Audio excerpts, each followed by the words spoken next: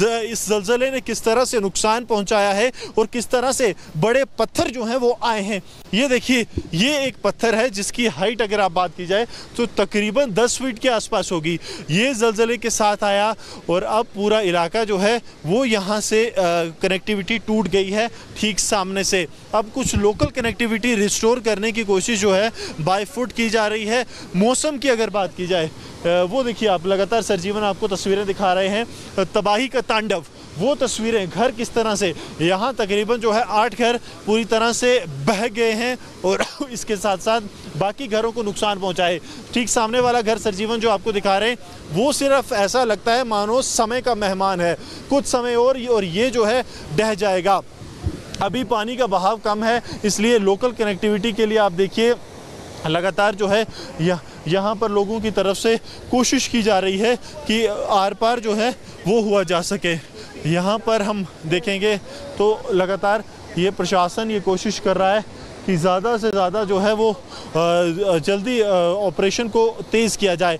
पेड़ के जो तने हैं वो आपको ठीक सामने दिख रहे होंगे कि किस तरह से आए, और ये विशालकाय पत्थर, ये लगातार यहाँ पर विशालकाय पत्थर पहुँच रहे हैं। पुलिस की टीम्स को अब मचेल की तरफ भेजा जा रहा है। एक लकड़ी बांधकर जो है एक टेम्पररी पुल बनाया गया है पत्थरों के सहारे, दोनों तरफ बड़े बड़े पत्थर हैं, बीच में जो है ये लकड़ी है, और ये लकड़ी के सहारे ही पुलिस के जो जवान हैं वो अब रेस्क्यू ऑपरेशन के लिए जा रहे हैं ताकि जल्द से जल्द वहाँ पर पहुँचा जा सके। दूसरी तरफ सरजीवन आपको दिखाएं मंदिरों में कितना नुकसान हुआ है। एक मंदिर आपको दिख रहा होगा जो आधा जो है वो क्षतिग्रस्त हुआ है, दूसरा जहां आपको पेड़ के तने दिख रहे हैं वहां वो मंदिर पूर्ण तौर पर क्षतिग्रस्त हो गया है। सरजीवन लगातार ये विजुअल्स तबाही के इस तांडव के आपको दिखा रहे हैं। मैं सरजीवन से कहूँगा कि अगर इस तरफ सरजीवन वहाँ से दिखाने के बाद जहाँ से तबाही का ये तांडव और जलजला आया वो तस्वीरें दिखाने के बाद सरजीवन अगर इस तरफ आ पाएँ तो यहाँ तबाही का एक और आलम देखने को मिलता है। तबाही का ये आलम कि किस तरह से घरों और वाहनों को नुकसान पहुँचा और नुकसान कितना ज़्यादा था उसकी तस्वीरें अभी भी यहाँ पर देखने को मिलेंगी। यहाँ पर आप देखिए एक सीमेंट मिक्सर मशीन थी, ये मशीन बताया जाता है कि ऊपर लंगर के पास थी, लेकिन वहाँ से जो है ये पूरा सैलाब इसे ले आया। यहाँ पर कहीं और आपको तस्वीरों में जो घर दिखेंगे उसके साथ साथ वाहन दिखेंगे वो पूरी तरह से तबाह हो गए, और यहाँ से जो है इसने कट लिया है। बड़े बड़े पत्थर, बड़े जो पेड़ के तने यहाँ पर जो हैं इस जलजले के साथ आए और उसके बाद यहाँ पर आकर इस जो सैलाब है इसने कट लिया। सैलाब यहाँ पर हिट होता है और कई घर अभी भी जो है दबे हुए हैं। भारतीय सेना के जवान आप देखेंगे लगातार इस इलाके में सर्च और रेस्क्यू ऑपरेशन कर रहे हैं। कोशिश इनकी ये है कि जल्द से जल्द जिंदगियों को बचाया जाए। हर एक जगह, हर एक जो स्टेप है वहां पर ये सर्च कर रहे हैं कि अगर जिंदगी का कोई निशान यहां पर मिले तो उस जिंदगी को बचाया जा सके। तो आपदा के बाद जिला प्रशासन नुकसान का आकलन कर रहा है जिससे कि जो पीड़ित हैं उन्हें मदद पहुंचाई जा सके। जहां फ्लैश फ्लड आया वहां बड़े अधिकारी भी अब पहुंच रहे हैं। किश्तवाड़ त्रास्ती में लगातार रेस्क्यू ऑपरेशन जारी है। इस बीच बात करने के लिए हमारे साथ तहसीलदार बॉर्डर वीके गुप्ता साहब मौजूद हैं। सर, अब तक कितने लोगों को जो है रेस्क्यू किया गया जो इंजर्ड थे यहाँ से? अराउंड 125 पीपल जो जहाँ इंजर्ड थे उनको रेस्क्यू करके डिफरेंट हॉस्पिटल्स में भेजा गया है। कईयों को डिस्ट्रिक्ट हॉस्पिटल किश्तवाड़ रेफ़र किया है, कईयों को government degree college Doda and Jammu भी भेजा गया है। जिस हिसाब से जिसको इलाज की ज़रूरत थी उस तरह से हॉस्पिटल में भेजा गया है।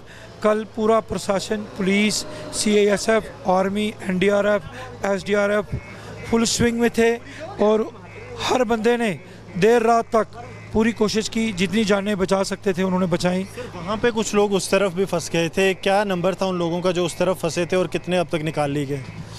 वहाँ पे मचेल और होमुरी में अराउंड 5,000 लोगों का कैंप किया गया था। उसमें से कल एक आरजी पुल बनाया गया, तो जो इंजर्ड थे सबसे पहले उनको इवैक्यूएट करके डिफरेंट हॉस्पिटल्स में भेजा गया। कुछ उस तरफ डेड बॉडीज़ भी थी, वो भी इस तरफ लाई गई। उसके बाद बाकी लोगों को लंगर्स में, कुछ मचेल में अकोमोडेट किया गया। आज सुबह से उनको 50-50 के ग्रुप में से चिशोती से क्रॉस करके ओडोली की तरफ भेज रहे हैं। अभी तक कोई 400 लोगों को हम भेज चुके हैं और जब तक ना सारे यात्रियों को सेफली हम अठोली भेजेंगे, ये रेस्क्यू ऑपरेशन कंटिन्यू। यात्रा को हाल सस्पेंड कर दिया गया है हाल फिलहाल।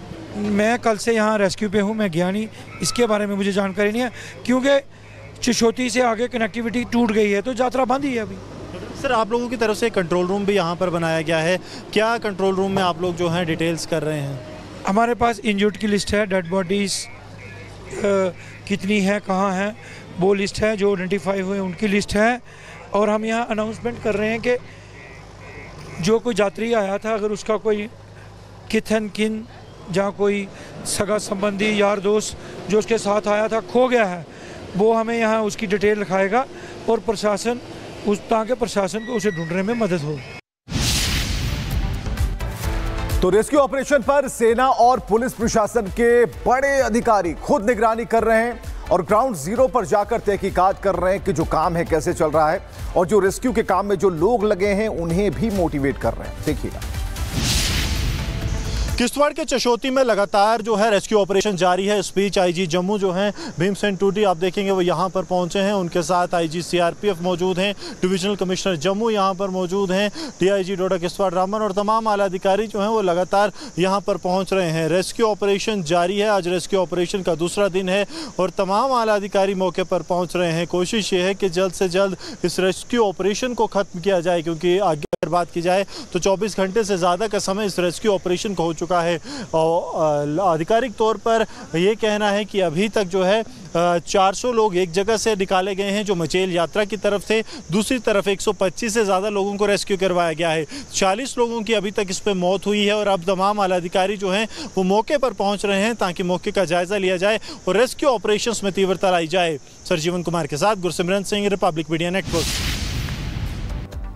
तो साफ तौर पर एक तरफ त्रासदी है और दूसरी तरफ कोशिश की जा रही है कि इस त्रासदी से कैसे बाहर निकला जाए। जम्मू कश्मीर के नेता प्रतिपक्ष सुनील शर्मा ने बताया कि राहत और बचाव के काम में केंद्र सरकार अपनी पूरी मदद कर रही है।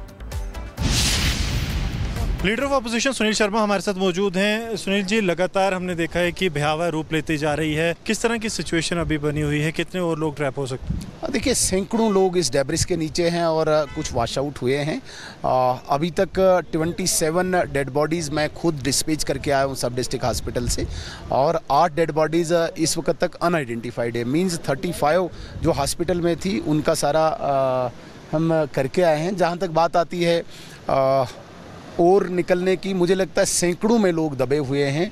जो प्रत्यक्षदर्शी हैं उनका अनुमान है कि 200-400 लोग हो सकते हैं और ऐसा हमारा भी अंदाज़ा है। अभी किस तरह से, क्योंकि जम्मू कश्मीर में बताया जाता है कि चीफ सेक्रेटरी यहाँ पर पहुँच रहे हैं, डिविजनल कमिश्नर पहुँच के एचएम ने एश्योरेंस दी है हर पॉसिबल हेल्प होगी, एनडीआरएफ की टीम्स आ गई। मेरी अभी 2 मिनट पहले फिर गृह मंत्री जी से बात हुई, जस्ट मैं रास्ते में ही था, तो उन्होंने कहा कि वायुसेना से दोबारा बात हुई है, जो ही मौसम खुलेगा हेलीकॉप्टर्स चलेंगे, जो कुछ लोग को एवेक्यूएट करना है और कुछ स्पेशलाइज्ड टीम को यहाँ पे भेजेंगे। इक्विपमेंट्स